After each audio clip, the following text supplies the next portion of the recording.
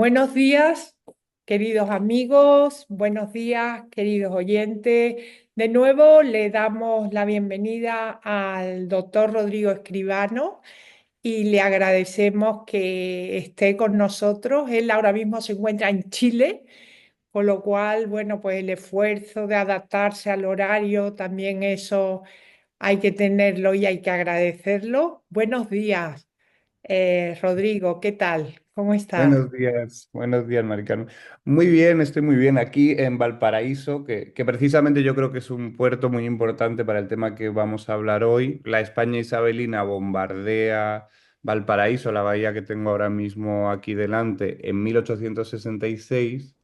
La historiografía tradicional no había entendido este bombardeo, lo veían como algo estéril, porque una potencia como la España isabelina, que ya no tiene posesiones aquí en Sudamérica, agrede a una república con la que además pretende tener una relación especial y una alianza, y se había interpretado como una suerte de improvisación de la Unión Liberal en su llamada política de prestigio. Y bueno, yo creo que estos dos programas que estamos haciendo debieran servir para explicar que no. Hoy vamos a tratar de llegar hasta ese punto, es decir, el bombardeo de Valparaíso, luego el bombardeo del Callao, que le da, por ejemplo, el nombre hoy a la Plaza del Callao en Madrid, no son improvisaciones desnortadas de los gobiernos de la Unión Liberal, sino que forman parte de esa gran estrategia que buscaba convertir a España en una suerte de imperio informal con una esfera de influencia en América. Muy bien, pues vamos a continuar con el segundo programa de la política exterior en el reinado de Isabel II. El reinado de Isabel II consta de tres periodos. Os recuerdo, de 1833 al 40, la regencia de María Cristina, de 1840 a 43, la regencia de Espartero, y luego ya a partir de 1843 hasta 1868, el reinado efectivo de la reina Isabel II. Recordamos que en el programa anterior el doctor Escribano nos recordaba la batalla de Ayacucho de 1824 como la pérdida de las posesiones españolas en América y cómo a partir de entonces Fernando VII y su camarilla vislumbra la posibilidad de recuperar de nuevo esos territorios para la corona apoyándose en las monarquías, en las potencias monárquicas de la Santa Alianza. Desde luego, esta esperanza quedó frustrada porque a su muerte se inicia la regencia de María Cristina y la situación de España ha cambiado totalmente. España internacionalmente, sus posesiones han quedado reducidas a Cuba, Puerto Rico, Filipinas, algunas plazas en el norte de África y la verdad es que en este periodo de la regencia de María Cristina se asiste, nos recordaba el doctor Escribano, que comienza un intento de recuperar el poder naval, recuperando lo que era la Armada Real, lo que le llamaban la Marina de Guerra. Y la historiografía marítima española nos recordaba el doctor Escribano que señalaba la fecha de 1848 como un punto de inflexión, porque en esta época Mariano Roca de Togores, marqués de Molín, había sido designado ministro de Marina en dos etapas, en 1844 perdón, 1848 y 1855, y formuló un proyecto para movilizar la conciencia nacional en sentido marítimo y revitalizar los arsenales y la flota española. Él nos recordaba, nuestro invitado, que Roca Togores consiguió del gobierno liberal conservador del general Narváez mm, una importante cantidad que va a potenciar, le va a permitir por la rehabilitación de esta Marina de Guerra. Yo creo que nos habíamos quedado ahí, ¿verdad? Y bueno, mi pregunta ahora va por cuáles fueron estos logros, ¿no? ¿Cuáles fueron los indicadores, si es que hubo, de estos logros de esa política de este ministro? Bueno, pues gracias por la pregunta. Vamos a ver, en 1848, efectivamente, el Marqués de Molins, Mariano Roca de Togores, se inicia en la cartera de Marina. Lo hace con un bagaje de ideas que, como ya habíamos explicado en el programa anterior, se han venido ya desarrollando durante la regencia, con esta idea fija de que sin Marina de Guerra España no tiene posibilidad de desarrollarse ni como economía mercantil competitiva ni como potencia. Y con esta idea de que además las dos cosas tienen una relación de cierta simbiosis, es decir, solo si logra desarrollar instrumentos de poder militar, en este caso de poder naval, podrá lograr que la Marina Mercante Española se expanda y sea asertiva. Si tomamos una perspectiva de medio plazo, es decir, si hacemos la fotografía de 1848 y hacemos la fotografía luego de 1862, cuando vemos que de alguna manera la línea marcada por el Marqués de Molins se termina de llevar a efecto, pues vemos que la Marina Española, de tener un estado bastante precario, apenas incorporando las tecnologías del vapor, con buques muy anticuados y además muy diversos entre sí, cosa que dificulta mucho su entrada regular en el servicio y que se tengan repuestos y que haya unos arsenales efectivos.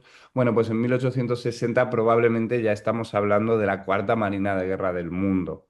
Es decir, una Marina de Guerra que está en condiciones de competir, no con la Royal Navy, que evidentemente sigue teniendo un tamaño y una hegemonía incontestables, pero sí ya alcanzando de alguna manera marinas como la de Francia o la de Rusia y en una relación en este punto casi de igualdad con la de los Estados Unidos. Además vemos como justamente, como muestran los artículos de Jesús Valdaliso, la Marina Mercante Española también experimenta un crecimiento explosivo a partir precisamente también de mediados de los años 40 y con particular intensidad a partir de 1848. Vemos cómo prácticamente se duplica y llega a convertirse de nuevo en una de las principales marinas mercantes del mundo y teniendo una presencia muy intensa cada vez más en sudeste asiático, en el Mediterráneo y evidentemente en el Caribe y las costas sudamericanas, particularmente en el Río de la Plata. Es decir, ahí vemos una suerte de correspondencia entre la presencia, la actividad mercantil de esa marina comercial que está experimentando un desarrollo muy rotundo y la existencia de enclaves territoriales y de enclaves navales españoles que le proporcionan seguridad. Porque esa presencia creciente, por ejemplo, en el Río de la Plata, coincide con que precisamente en el contexto de gobierno de los moderados y en el contexto en que Mariano Roca de Togores fija los grandes lineamientos estratégicos de la Armada, se instala la Estación Naval del Río de la Plata, por ejemplo, ¿no? ¿Qué es la Estación Naval del Río de la Plata? Yo creo que ya lo mencionamos.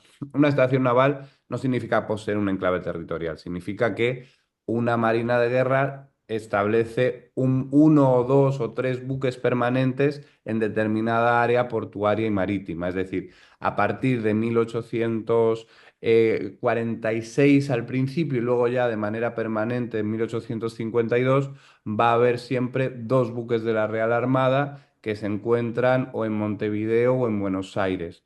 ¿Qué hacen esos buques?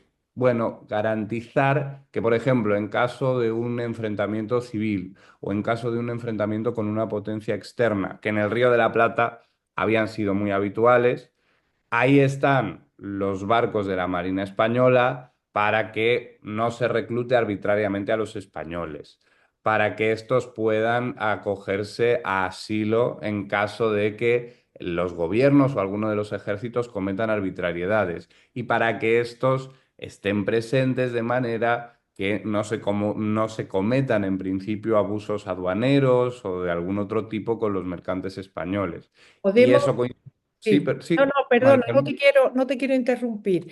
Que podemos decir entonces que la gestión de Mariano Togore tuvo éxitos importantes, éxitos parciales, ¿no? Porque también he leído en tus artículos, que se consigue la reparación de los arsenales y astilleros de Cádiz, Cartagena y Ferrol, ¿no? El de Malina, la fundación de establecimientos educativos, ¿no? Es interesante eso como Claro. indicadores, ¿no? Del éxito. De esta época es también el Museo Naval de Madrid y el Panteón de Marinos Ilustres. En efecto, no, vamos a ver, es que yo creo que para entender la política exterior o la política naval de un país, hasta ahora los estudios de historia internacional se habían enfocado mucho en elementos, pues, puramente militares o diplomáticos, pero para entender cómo se desarrolla un país de cara al exterior, una potencia como la monarquía española de este momento, hay que comprender también los aspectos culturales, cómo se van sedimentando una serie de ideas, de rituales que terminan fijando unos horizontes compartidos respecto de lo que debe ser la política exterior de un país entre la sociedad civil y los gobernantes. Esto se está estudiando cada vez más y yo creo que es particularmente valioso de estudiar en la España isabelina, porque si no entendemos que no es solo este plan de expandir navalmente a España, este plan de las estaciones navales, este plan del dominio informal, de la regeneración imperial, no es solo algo que sucede en los ministerios, no es solo una idea privada de Mariano Roca de Togores, no es un delirio de O'Donnell, es algo que está circulando en una serie de espacios de sociabilidad para movilizar el apoyo de ciertos grupos a esto. Y en este contexto, efectivamente, podemos hablar de que Mariano Roca de Togores, ya los moderados se empeñan por darle un empujón a la cultura marítima española, Mm. hacer a la institución de la Marina Real presente en el espacio público para que tenga un apoyo de la opinión pública, que se convierte en un elemento tan importante para la movilización de la población y la gestión del poder en esta época,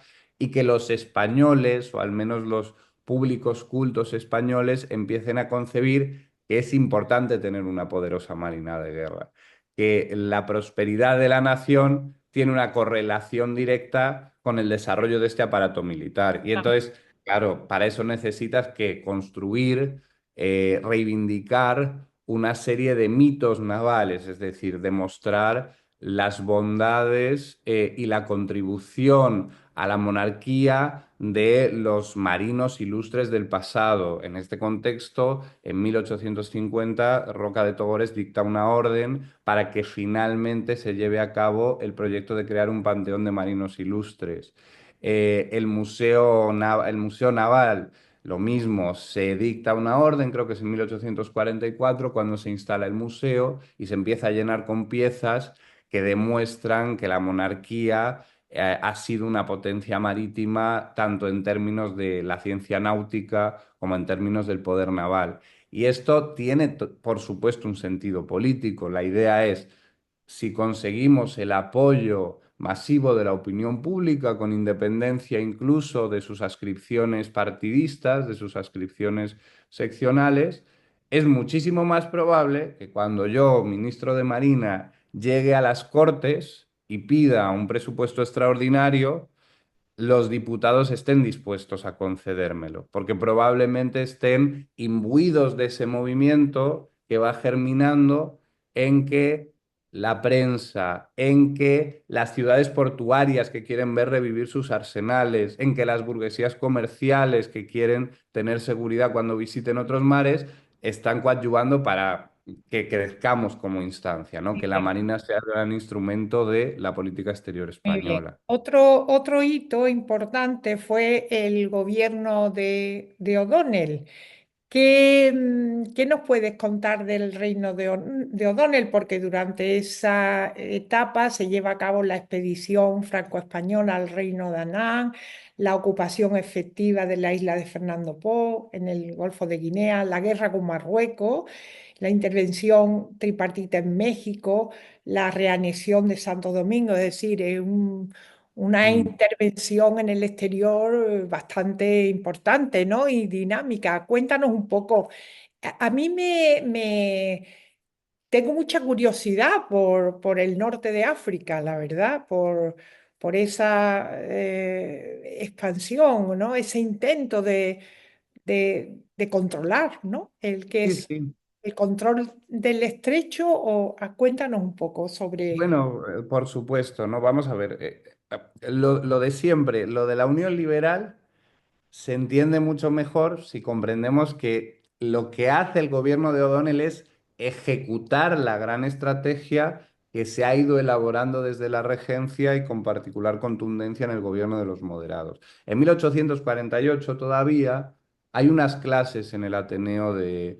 bueno, entre 1845 y 1848 hay unas clases en el Ateneo de Madrid que dicta Facundo Goñi, que luego va a ser un diplomático muy importante de España en América. Y Facundo Goñi es catedrático de Historia Internacional y Relaciones Internacionales en este Ateneo. Y Facundo Goñi publica un libro en que yo creo que destila, sintetiza cuáles son los grandes objetivos geoestratégicos de los moderados y hasta cierto punto adelanta lo que luego va a hacer la Unión Liberal. Dice, vamos a ver, para que España vuelva a ser poderosa y vuelva a ser próspera, necesitamos lo siguiente: crear una esfera de influencia y ampliarnos territorialmente, si es posible, en el norte de África. ¿Por qué? Porque necesitamos mayor seguridad para penetrar en los mercados africanos, que además sabemos que van a ser eh, un espacio de lucro y un espacio de expansión civilizatoria, visto en sus términos, muy importante. Ya estamos viendo cómo los franceses penetran en Argelia, ya estamos viendo cómo se imponen los intereses británicos en Egipto, estamos viendo cómo se va a desmantelar el Imperio Otomano y eso puede abrir estructuras de oportunidad en general también en todo el Magreb. Y tenemos que jugar un papel en ello. Además, para Facundo Goñi y para muchos opinadores del momento, recuperar el control del estrecho, tener un protagonismo en ese nodo arterial del intercambio planetario es muy importante.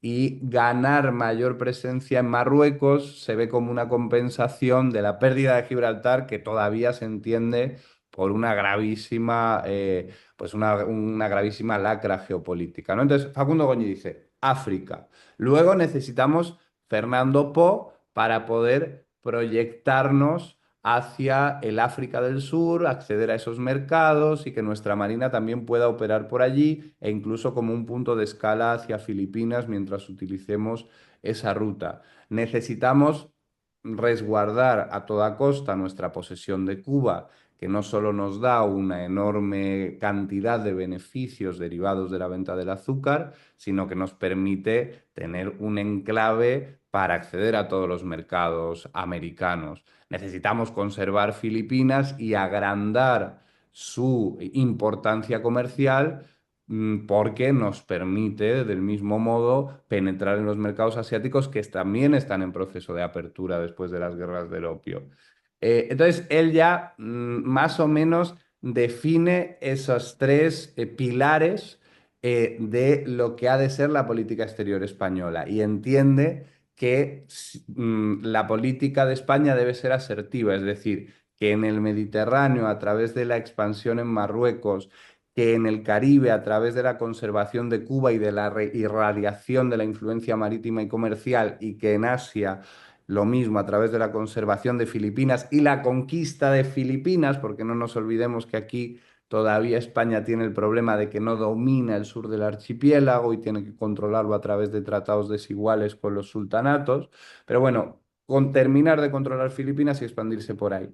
Goñi dice eso y en realidad uno ve que incluso se convierte en una suerte de acuerdo interideológico, interpartidista en la España del momento. Es cierto que luego viene un momento de parálisis internacional porque digamos que la década moderada termina generando unos enfrentamientos internos entre el liberalismo muy fuertes, llega el bienio progresista, insurrecciones internas en que más bien las energías del ejército y la marina están volcadas hacia el interior, pero llega 1856, 57, termina el bienio progresista, asciende la Unión Liberal, que precisamente es este proyecto partidista que desde un liberalismo conservador busca establecer un centro político, un consenso que en lugar de enfatizar los aspectos que dividen a los liberales, la expansión del sufragio y demás,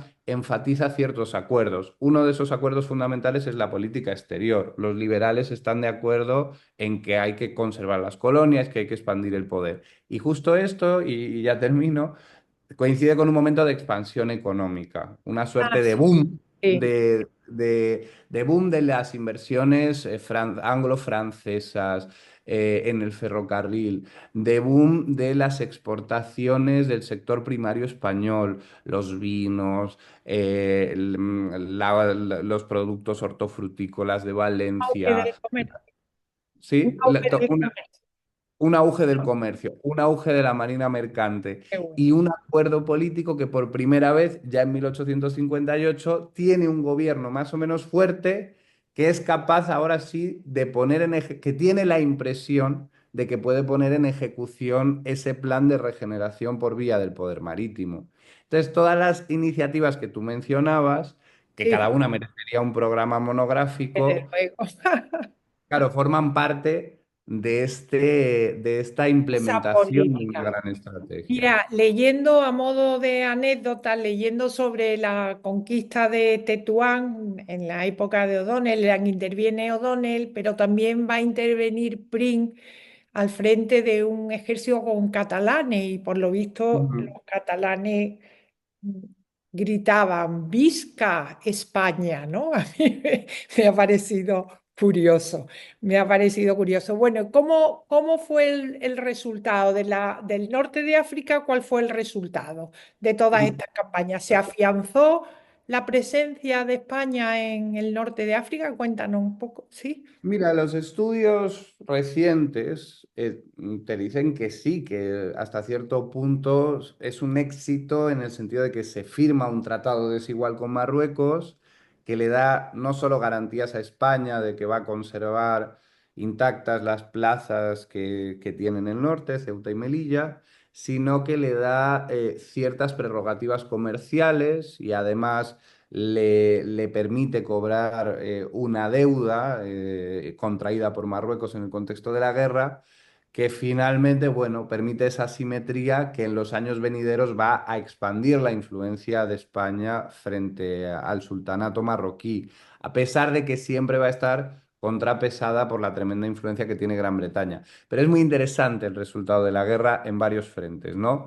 Primero, hay que establecer eso y lo que hablábamos de la cultura política. Estas guerras exteriores van a ser un eficacísimo instrumento de nacionalización, es decir, se logra concitar la movilización de muchos sectores de la sociedad civil, la burguesía comercial, las élites urbanas, los municipios repartidos por toda España en pro de esta idea de engrandecer a la nación, de engrandecer su aparato militar, porque se entiende además, justo en este boom económico, que este reforzamiento de España como proyecto imperial va a coadyuvar a que todo el mundo se lucre o a que una buena parte de España se lucre. Y esto consolida mucho la idea de nación, hecho que hace más evidente que nunca que el nacionalismo español es un nacionalismo de tipo imperial, es decir, que siempre está vinculado a la nostalgia del viejo gran imperio territorial, que siempre tiene presente la idea de la decadencia, pero de una potencial también regeneración, es decir, es una nación que depende de la idea de un imperio restaurativo hasta cierto punto. Y por supuesto esto además concita la filiación de áreas que hoy asociamos más con nacionalismos antiespañolistas, ¿no? Como Cataluña o como País Vasco, pero que de facto tienen enormes intereses puestos en esta dinámica de control de mercados ultramarinos. Ya sabemos que evidentemente en esta época Eso, Barcelona... sí. Sí, sí, sí, dime, Sí, dime. no, eso te iba a preguntar, la reanexión de Santo Domingo y la intervención en México, no sé si lo has comentado, ¿tiene ese carácter de recuperación o de control? Tienes de carácter, mira, claro, es que se trata, al final hay que entenderlo desde la idea del imperialismo informal, ¿no? Y ahora termino de decir el tema de Sí, Marruecos, pero sí, sí. la idea aquí es, no necesitamos control territorial necesariamente. A veces incluso es poco deseable, porque es lo que habíamos hablado, los liberales eh, asimilan como propia una teoría que triunfa en las ideologías imperiales de principios del siglo XIX, que es que el mantenimiento de grandes administraciones y burocracias imperiales tiende a ser ineficaz y tiende a fortalecer más bien a las dinastías frente a las clases mercantiles y a los intereses nacionales. Entonces, que lo mejor que puede hacer una potencia es establecer medidas de control informal, es decir, lograr que los gobiernos autónomos que se han creado en América o que los sultanatos del mundo islámico simplemente aprueben leyes y establezcan regulaciones que sean beneficiosas a la influencia de Europa y en este caso de España. Entonces, España, vamos a ver ahora que en México o en Santo Domingo no necesariamente busca engrandecer su territorio. Lo que busca es garantías de seguridad para saber que va a conservar Cuba y para saber que los comerciantes españoles y los agentes españoles en la región pueden operar con ventajas homologables a las de británicos, franceses o estadounidenses. Lo mismo en Marruecos. Marruecos, digo, es un éxito por la nacionalización, porque de alguna manera la opinión pública del país se aglutina en torno a la idea de sí, tenemos que expandirnos en Marruecos. Al final, en el largo plazo, podemos decir que es un éxito de cara a la opinión pública internacional también, porque España demuestra que es capaz de utilizar su fuerza militar fuera de sus fronteras y en este caso de derrotar a un poder islámico. Y al final decimos que el tratado le da ciertos beneficios a España. No todos los que habría querido, no, porque en principio las élites parlamentarias y la prensa, cuando finalmente se produce la toma de Tánger, desean que Tánger se anexione, que efectivamente hubiera sido un enclave portuario muy interesante, que habría, además le habría dado una influencia ya protagonista a España frente a otras potencias en el sultanato, que habría permitido que se generase o que se agrandase la comunidad mercantil española que ya existía en este enclave y por tanto habría sido beneficioso. Pero ¿qué sucede ahí? Y esto es lo que nos demuestra también la naturaleza de imperio ambivalente que tenía la España del momento. Que a pesar de que el sultanato, de que Marruecos está derrotado, Gran Bretaña dice, hasta aquí, el Imperio Británico dice, hasta aquí no más. Es decir, firma ya un tratado, O'Donnell, y un tratado que simplemente permita la reparación de esas afrentas que supuestamente le han hecho los marroquíes a las plazas de Ceuta y Melilla, pero no te pases de listo, no te anexiones ningún territorio, no trates de quedarte con Tánger, porque aquí en realidad el imperio que ejerce un mayor grado de influencia es Reino Unido. Y evidentemente España no está en disposición de enfrentarse a la Royal Navy, no está en disposición de hablar de igual a igual a una superpotencia del momento como lo es el Reino Unido. Y ahí tiene que aceptar el estrecho margen de juego que le permite la arena internacional, firmando un tratado beneficioso, pero no todo lo que pudiera haber sido, porque Gran Bretaña está ahí imponiendo su yugo. Es verdad que el momento de la Unión Liberal, y esto es importante para entender lo de México y Santo Domingo, coincide con un escenario internacional en que España tiene más margen de maniobra en América. ¿Por qué? Porque los Estados Unidos han entrado en una guerra civil.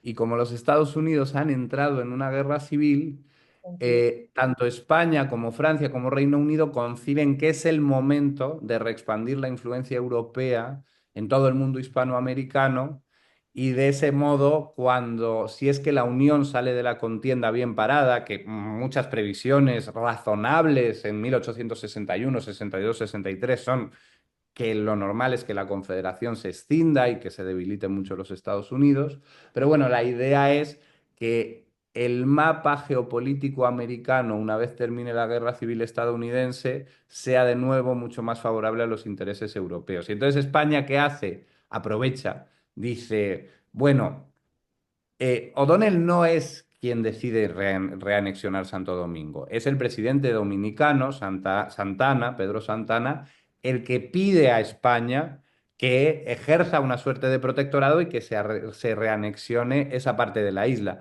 ¿Por qué hace esto Pedro Santana? Bueno, porque estamos en una época de competencia interimperial muy intensa y Pedro Santana sabe que Santo Domingo, como proyecto republicano, es muy débil. Tiene al lado al imperio de Haití, al autodenominado imperio de Haití, que ya le ha invadido otras veces, está severamente endeudado, no es capaz de defenderse en caso de una agresión de Haití o de cualquier otra potencia, y además el propio Pedro Santana tiene interés en reforzarse frente a sus opositores políticos. Entonces recurre, es esto del imperio por invitación, recurre a España. O'Donnell al principio no quiere, porque sigue con esta idea, mejor imperio informal. Y los primeros planes son, mira, mejor que siga Santo Domingo siendo la República Dominicana, que siga siendo independiente, y si quiere usted llegamos a un trato. Me concede usted la posibilidad de poner una estación naval en la bahía de Samaná, que a mí me interesa mucho porque efectivamente se consolida la posición marítima de España en el Caribe, Cuba queda protegida por su otro flanco, y yo a usted con esa estación naval le ayudo a que haya orden y a que Haití no ataque, pero no voy a arriesgarme a mandar capitanes generales, obispos, administradores, tropas, eso es muy caro. Pero finalmente la presión internacional, el hecho de que Santana no termina de comulgar con esto y quiere una anexión total, y la euforia por haber tenido cierto éxito en Marruecos, hacen que al final se decidan a reanexionar, que es un caso muy particular porque es el único caso, yo creo, de una reanexión por invitación que existe en la historia imperial del mundo atlántico.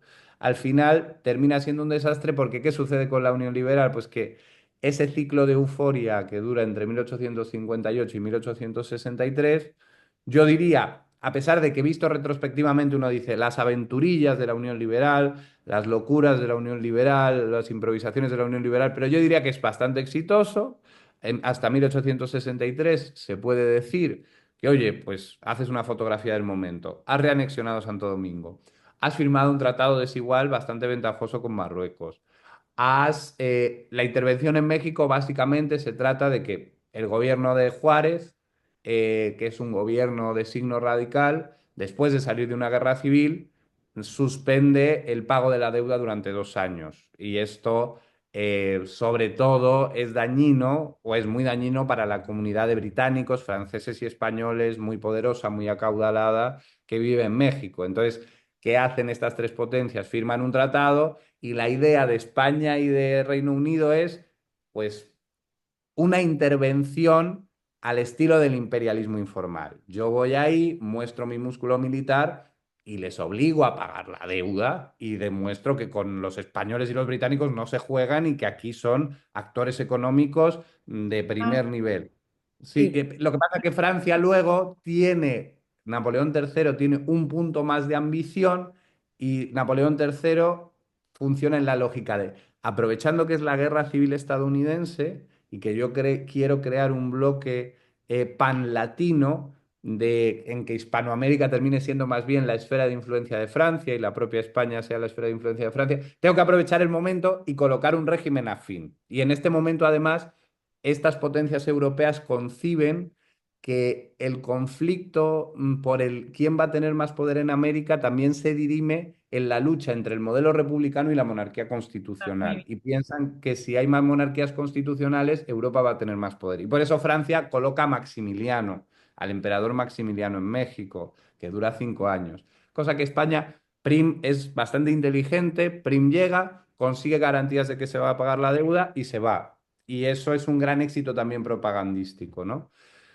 Una Entonces, pregunta que, sí, sí, Mari perdona que te Carmen. interrumpa. No, no, dale. La reanexión de Santo Domingo había garantizado la creación de una estación naval en la bahía de Samaná. ¿Eso llegó a hacerse o quedó? Claro, vamos a ver, claro, en la medida en que Santo Domingo se reanexiona, efectivamente empieza a haber buques permanentemente españoles en la bahía de Samaná durante los años en los cuales España está allí presente. Lo que pasa es que el plan inicial era que solo estuviera la estación naval, es decir, O'Donnell no quería reanexionar al cuerpo político de la monarquía Santo Domingo en un principio porque sabía que eso comportaba muchos gastos y mucho desgaste militar y fiscal, como de hecho ocurrió, ¿no? Es decir, cuando al final se compromete a gobernar como una Capitanía General Santo Domingo, pues se encuentra con que realmente Pedro Santana apoya la reanexión, pero sus rivales políticos no la apoyan, empieza a haber insurrecciones, rebeliones, ya España tiene que mandar al ejército, sostener una guerra, y eso termina desangrando a la monarquía. Y además, encima, en 1865, Estados Unidos sale de su guerra civil airoso, con la Unión del Norte más poderosa que nunca, y ahí es donde España tiene que ser muy cauta y empezar a retraerse, porque cualquier movimiento que en Washington se considerase como agresivo, podía poner en peligro la posesión de Cuba, ¿no? Muy Porque bien. Estados Unidos en los 50 ya había sido muy explícito de que deseaba comprar la isla de Cuba, deseaba anexionarse la isla de Cuba, ¿no?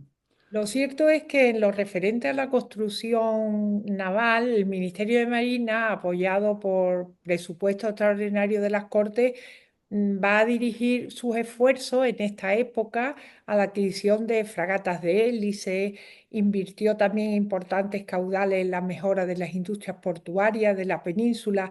Lo citas en tus artículos y dices que entre 1860 y te cito, esto es entre Mm. comillas, entre 1860 y 1867, la Real Armada experimentó su mayor desarrollo hasta el momento, llegando a poseer en esta última fecha dos fragatas blindadas, cuatro fragatas blindadas en construcción, 11 fragatas de hélice, más una amplia nómina de vapores de segunda y tercera clase.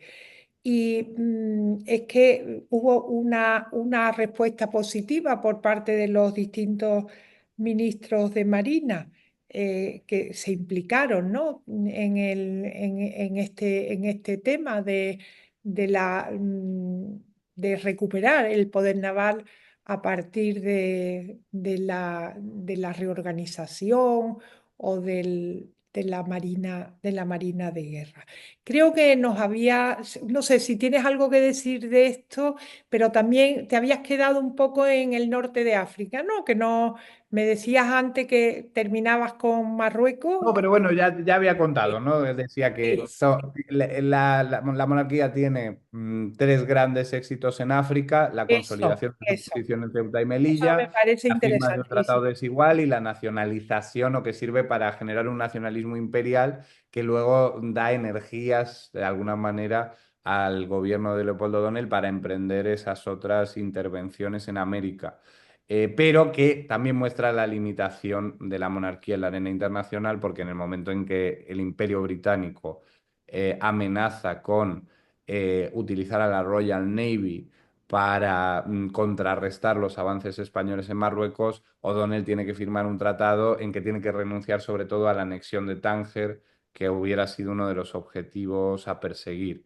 Entonces se ve que España empieza a ser una potencia capaz de estar presente en ultramar y de tener una influencia en espacios ajenos a su propio territorio, pero no deja de ser una potencia que solo puede actuar en términos de cooperación, de colaboración con esas otras grandes potencias europeas que son el Reino Unido y Francia. Muy Y de interesante. hecho, este imperialismo de la Unión Liberal se plantea mucho de esa manera, ¿no? Como no es que queramos necesariamente conquistar Marruecos, no es que queramos necesariamente recuperar el imperio español en América, que sabemos que no es posible, pero queremos ser tenidos por una potencia que juega en pie de igualdad con Francia y Reino Unido, y que los españoles en ultramar tengan ventajas homologables a las de estas grandes naciones marítimas, ¿no? Este es el kit de la cuestión. Y de hecho, claro, hay episodios de imperialismo colaborativo, como lo que pasa en la Conchinchina, ¿no? En la Conchinchina, finalmente, Francia planea esta expedición con la intención de lograr una base territorial en Extremo Oriente, pero España la acompaña, le proporciona buques, le proporciona tropas, se legitiman en el hecho de que el gobierno de Anam, el gobierno de la Conchinchina en este momento, que tiene un credo confuciano, el emperador ha iniciado una persecución de los cristianos y concretamente de los misioneros. Y efectivamente España está muy interesada en reforzar su prestigio y demostrar que es una protectora de los católicos en la región, pero aparte hay otros objetivos, ¿no? Y el caso es que los objetivos a veces de estos imperios son complementarios. Francia necesita un enclave territorial, España no necesita enclave territorial porque tiene las Filipinas, bastante tiene con las Filipinas, que casi no domina el sur del archipiélago, pero por ejemplo necesita acceso a mercado de mano de obra de culíes, porque está en un proceso España de sustitución o de intentar sustituir la mano de obra esclava de Cuba por la alternativa de los asiáticos, que se entiende son trabajadores que rinden bien con salarios muy precarios, ¿no? Y entonces, al final tú ves, esto lo ha explicado muy bien Inalejos Muñoz, lo mismo, lo de la Conchinchina, la historiografía había dicho, política de prestigio que no sirvió para nada, tontería, pero es porque seguíamos pensando con las lentes de los imperios formales. Y oye, no, en Saigón, España consigue algo que no es visible directamente, pero es un acceso privilegiado al mercado de mano de obra de culíes. Y esto conecta perfectamente bien con la lógica de su sistema imperial en Cuba, Me ¿no? interesa mucho esto último que has dicho, porque yo precisamente ahora estoy trabajando con el tema del transporte de los culíes y fue una naviera vasca, la Ajá. de José Matías, Matías en Menchacatorre, que es una naviera vasca que está con sede en Filipinas. José Matías opera desde Cádiz y fue el primero que hizo el transporte de culí en el buque Oquendo de Asia a Cuba. Y yo estoy trabajando en este tema que era un tráfico legal, pero que realmente es como si fuera el de los africanos, porque son tratados como esclavos, Sí. desde luego, ¿no? Entonces, sí que es muy interesante el contexto en el que lo has contado y el contexto de la intervención de España, ¿no? Los intereses que tiene también en este negocio. A mí, yo quiero hacer como un paréntesis, ¿verdad? Porque yo veo que España está muy orientada, digamos, ¿no? Al Atlántico, al Pacífico, y yo te pregunto, ¿y qué pasa con el Mediterráneo? Porque el Mediterráneo creo que tiene importancia para España, ¿no? El Atlántico, el Pacífico, pero ¿qué pasa con el Mediterráneo? ¿Hubo una política destinada a, no sé, porque en esos momentos el vapor, ¿no? En esos momentos en que está triunfando el vapor y la compañía Piu está haciendo el transporte ya, se va a construir el canal de Suez y toda esa zona va a ser de una vital importancia para el comercio.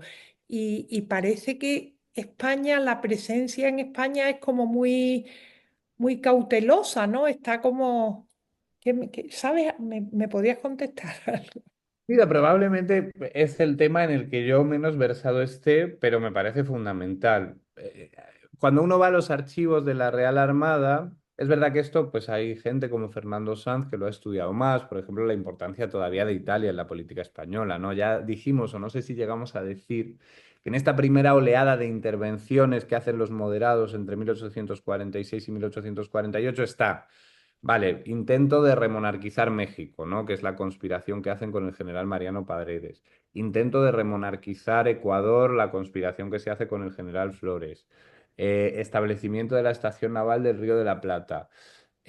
intervención en Portugal para acabar con la revolución septembrista y reforzar la monarquía constitucional. Pero también está la intervención para proteger al Papa de la insurrección que se produce en los estados pontificios contra su autoridad, ¿no? Y esto que nos revela, que en este caso es el gobierno de Narváez el que lo hace, que Narváez sigue viendo la presencia de España en Italia y la idea de España como garante de un orden italiano como algo relevante, es decir, como un deber internacional y como un espacio de proyección fundamental de España. La guerra de Marruecos también nos revela que en el fondo se sigue pensando que una cierta autoridad de la Real Armada y una cierta presencia de España en la costa del norte de África y en Italia es esencial para ese comercio mediterráneo, que si no tengo mal entendido, es muy importante todavía, particularmente en enclaves como Barcelona o Valencia. Y de hecho, cuando uno va al archivo de la Real Armada, que es lo que iba a decir, es Sí. que si uno ve la estructura organizativa de la Real Armada, entiende cuáles eran los fundamentos de este sistema imperial marítimo de tipo archipiélago. Y tú ves que está la División Naval del Mediterráneo, que es importantísima y genera muchísima documentación, que normalmente se mueve entre Palma de Mallorca, Barcelona y Valencia, pero que realiza varias expediciones o que realiza varios cruceros para proteger al comercio español en el norte de África y en Italia. Entonces, esa división naval del Mediterráneo es homologable en importancia a la división naval del Caribe y a la división naval de Filipinas, cada una con su propio apostadero. Entonces, efectivamente, tú ves como Mediterráneo, Atlántico y Pacífico son las tres grandes columnas de esta estrategia de regeneración imperial y de mantenimiento del estatus de potencia. Ahora, que yo creo que hay que profundizar mucho probablemente, ¿no? Y una de las cosas que tenemos que hacer, porque a mí me encanta escucharte, es tratar de buscar esas conexiones evidentes entre la historia geopolítica, diplomática, militar y económica, ¿no? Porque aquí los intereses mercantiles, los lobbies comerciales, el mundo de las juntas, tienen muchísima influencia en las decisiones que se toman en Madrid respecto a cómo utilizar la Marina de Guerra o respecto de cómo interactuar diplomáticamente con otros países. Y en esa política que tú maravillosamente explicas de una manera clarísima, la presencia de cómo todos estos intentos, ¿no? Por hacer presente a España, ¿no? Como poder naval en igualdad de condiciones con otras potencias, ¿no? Cómo esto termina en el envío de la escuadra del Pacífico, que, que a mí me parece interesantísimo, ¿no? Se disponía a establecer una estación en las costas del Ecuador. Se esperaba que la incorporación de las nuevas unidades permitiese reforzar la presencia en Asia, en el Extremo Oriente. O sea, es como una globalización, ¿no? Se está operando en esta zona, pero se está teniendo en cuenta los intereses que España tiene también en el Oriente, ¿no? ¿Qué nos puedes hablar de esto de la escuadra del Pacífico? Porque a mí me parece muy interesante, ¿verdad? Bueno, pues como sabes, Mari Carmen, la Escuadra del Pacífico, que es en principio es una pequeña expedición que se manda con tres buques de guerra modernos, una flotilla de vapor, que se envía en 1862 para que realice una circunnavegación que realiza ya entre ese mismo año y 1864 y lo que hace es recorrer primero las costas de Brasil, visitando Río de Janeiro, luego visita las repúblicas del Río de la Plata, tanto Montevideo como Buenos Aires. Luego pasa por Chile, Perú, Ecuador, sube por Centroamérica, las costas mexicanas y finalmente termina en San Francisco. El plan inicial de esa escuadra era luego seguir hasta las Islas Filipinas y realizar, pues eso, una circunnavegación como lo había hecho la Ferrolana, dejando probablemente algunas de sus unidades estacionadas permanentemente en Guayaquil o en algún otro punto de la costa ecuatoriana, ¿no?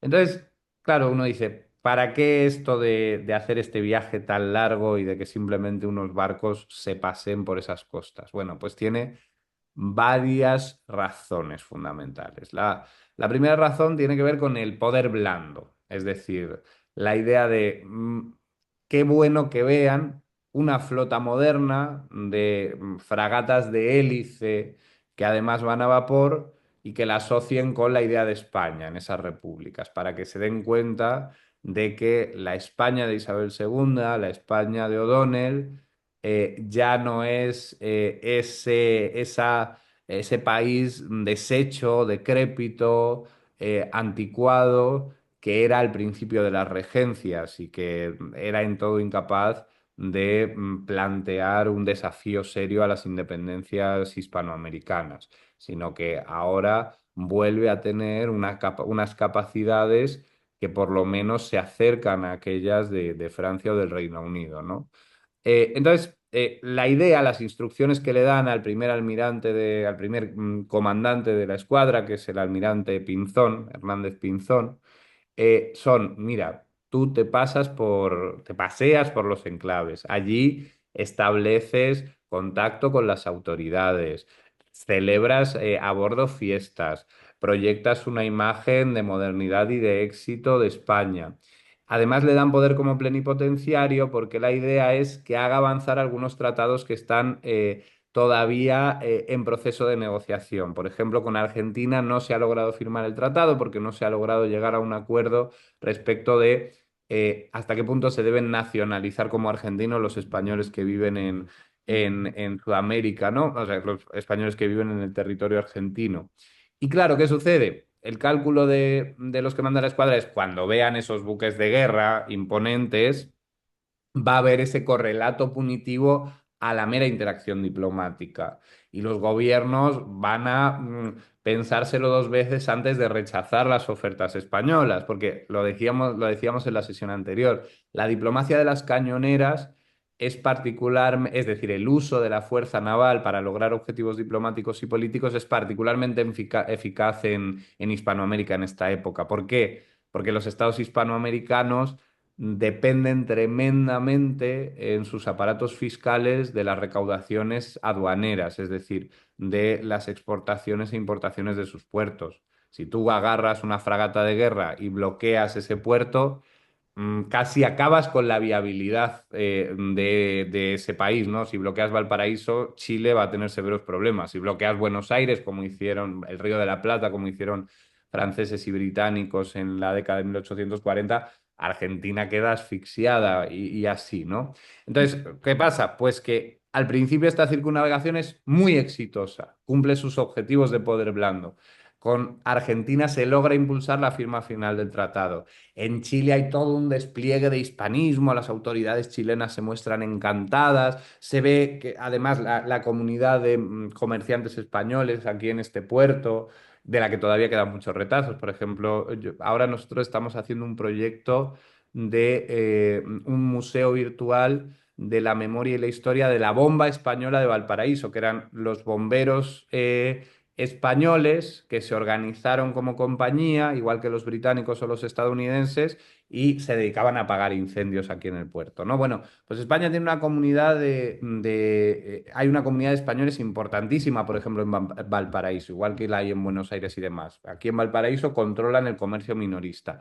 Y claro, cuando llega la escuadra, esos españoles se entregan a un despliegue, a un ritual de nación muy vehemente, reivindicando además el momento imperial de España. Aquí en Valparaíso se celebra la Guerra de Marruecos, se celebra la reanexión de Santo Domingo, y cuando llega la escuadra se celebra como un hito en que finalmente la influencia de la monarquía en este país y la afinidad entre Chile y España llega a un momento culminante, también con la idea de que son dos países que tienen intereses compartidos en reforzar el bloque hispánico frente al expansionismo estadounidense. Entonces, se van de Valparaíso con la sensación de, bueno, este es un país de filiaciones hispánicas y todo va a ir exponencialmente mejor, van a llegar más buques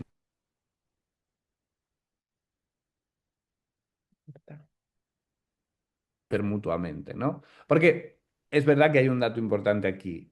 España ha tenido mucho éxito, el comercio español, en su expansión por Sudamérica, por la costa atlántica, está teniendo mucho éxito en su expansión por el mar de China, pero justo la asignatura pendiente son las repúblicas sudamericanas del Pacífico, porque España importa mucho, es decir, hay cada vez más barcos mercantes españoles en la región, pero el problema es que España importa, por ejemplo, mucho cacao ecuatoriano, sigue siendo el principal consumidor mundial de cacao ecuatoriano, pero las repúblicas sudamericanas compran poco productos españoles. Entonces la idea es, si conseguimos, si mandamos a esta escuadra, refuerza nuestro prestigio, dejamos una estación naval permanente, pues lo de siempre, se van a aventurar más mercantes españoles y van a empezar a colocar nuestros vinos, porque España necesita dos cosas fundamentales. Sí. Necesita el guano peruano, que es un fertilizante importantísimo para la agricultura comercial valenciana, y el cacao ecuatoriano que se consume en la península, Nos ¿no? están avisando ya de que nos queda poco tiempo, pero Ah, vale. me resisto a hacerte la película, pero tiene que ser muy breve, ¿vale? Porque yo digo, bueno, toda esa política, todo ese despliegue hecho en el Atlántico, en el Pacífico, eh, y sin embargo Cuba, este periodo termina con la crisis económica del 64 y luego el inicio de una guerra, la guerra de los 10 años de Cuba. ¿Qué pasa? Que se descuidó Cuba, se descuidó lo que teníamos, estábamos muy preocupados por lo demás y se descuidó lo que teníamos. Muy breve, muy breve. No, mira, seré brevísimo, ¿no? Termina todo fatal. Termina todo fatal, primero, porque resulta que ese momento de expansión económica de la península tiene mucho de espejismo, tiene mucho de burbuja inversionista, de burbuja exportadora, que en la década de los 60, que es una década conflictiva, en que hay guerras en Europa, hay una suerte de crisis del comercio mundial y esto golpea mucho a la propia España. Sí, Entonces, finalmente en Cuba, la crisis económica sumada a las tensiones internas que está creando el modelo esclavista, sumado al hecho de que Estados Unidos ha vuelto al juego en 1865 y por tanto los que desean anexionar la isla de Cuba a Estados Unidos vuelven a tener un incentivo, un horizonte de posibilidad, pues hace que estalle la insurrección en Cuba, ¿no? claro, Lo que te estaba contando de la Escuadra del Pacífico termina fatal también, porque todo va muy bien también, al principio, pero en 1864 España se envalentona para forzar a Perú a firmar un tratado desigual que dé ventajas en el acceso al mercado del guano. España el almirante Pinzón captura las Islas Chincha pensando que, bueno, pues que Perú se va a someter a firmar un tratado desigual y que Chile va a apoyar a España frente a Perú. claro. Calculan mal y Ecuador también calculan mal. Resulta que Ecuador, Perú y Chile se alinean finalmente contra esa intervención española y justo llega la crisis económica de la península y a pesar de que se refuerza la escuadra, de que la escuadra finalmente bombardea Valparaíso y el Callao, pero España ya no tiene el músculo económico para mantener permanentemente barcos en el Pacífico. Ya, Y entonces al final termina en un fracaso. Es decir, España lo que pasa es que ese espejismo de reforzamiento económico que va acompañado de expansionismo geopolítico entre 1858 y 1864 termina en un desinflamiento sí. absoluto y encima así, teniendo que hacer frente a todas las obligaciones que ha contraído en ese momento expansivo. Ya, Pues, y Santo Domingo también acaba en una guerra desastrosa y muy costosa. última, Bueno. Rodrigo, mi última pregunta. ¿Qué nos puede enseñar la política exterior de España isabelina sobre el mundo de hoy, sobre lo que está pasando hoy? Bueno, es muy Final breve. telegráfico, ¿no? Hay un libro, pero que me parece importante decirlo porque yo creo que es un tema que hay que ampliar la discusión y discutirlo de manera mucho más rotunda.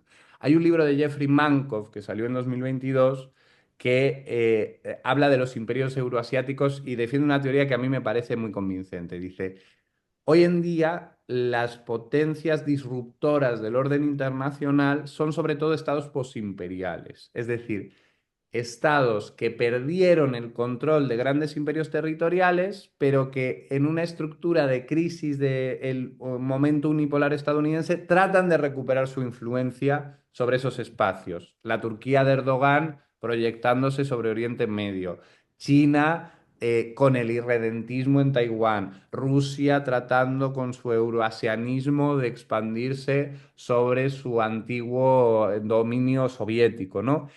¿Y qué digo yo? Digo, vamos a ver, la España isabelina nos muestra precisamente, no solo la España isabelina, sino las repúblicas hispanoamericanas, un escenario que fue un laboratorio posimperial, en que un imperio se rompe de manera muy abrupta, sin que haya una institucionalización de las relaciones posteriores, sin que se llegue a unos acuerdos entre las élites de esos países y eso termina generando 50 años de incertidumbre y de conflictividad, ¿no? Y España se comporta como una potencia posimperial revisionista que finalmente fracasa.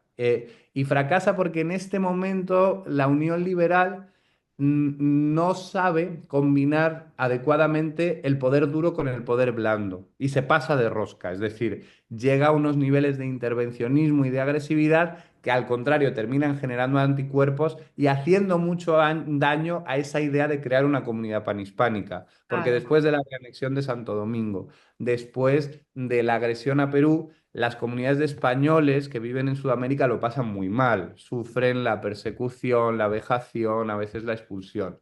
Entonces, básicamente, ¿para qué nos sirve esa historia del mundo hispánico del siglo XIX? Para reflexionar sobre las dinámicas de conflictividad, de acuerdo, de producción de paz y de generación de conflictos que se producen cuando los imperios se rompen, ¿no? ¿Cómo articulamos esos órdenes posimperiales para generar verdaderas comunidades internacionales? Bueno, pues es una pregunta que a partir de el escrutinio del caso del mundo hispánico del siglo XIX nos puede ayudar a pensar con mucha mayor tridimensionalidad el mundo de hoy, ¿no? Bueno, pues de nuevo volvemos nuestra mirada a la historia como un laboratorio de enseñanza y de aprendizaje para aprender de los errores y de los aciertos del pasado y poder aplicarlo dentro de las coordenadas, ¿verdad? De tiempo y espacio y de modernidad de nuestra época actual. Bueno, terminamos. Estoy encantada con el programa porque ha sido de lo más interesante, me ha sabido a poco, te lo digo de verdad. Rodrigo, has estado estupendo y de nuevo te agradezco muchísimo, muchísimo que hayas estado con nosotros y probablemente te pediré más intervenciones, ¿eh? Porque no te vayas a creer que han quedado Nada, nada. que Lo esperaré ilusionado. quedan muchas cosas por decir. Yo solamente te deseo que tengas un buen viaje de vuelta de Chile a España y que tengas un buen aterrizaje, un buen vuelo. Y queridos amigos, muchísimas gracias por oírnos, por atendernos y espero que les haya interesado tanto como a mí. Pues nada. Volvemos el próximo domingo con otro tema apasionante sobre la historia de España y su proyección internacional. Muchas gracias, Mari Carmen. Ha Muchas sido un gracias. tremendo honor. Muy bien.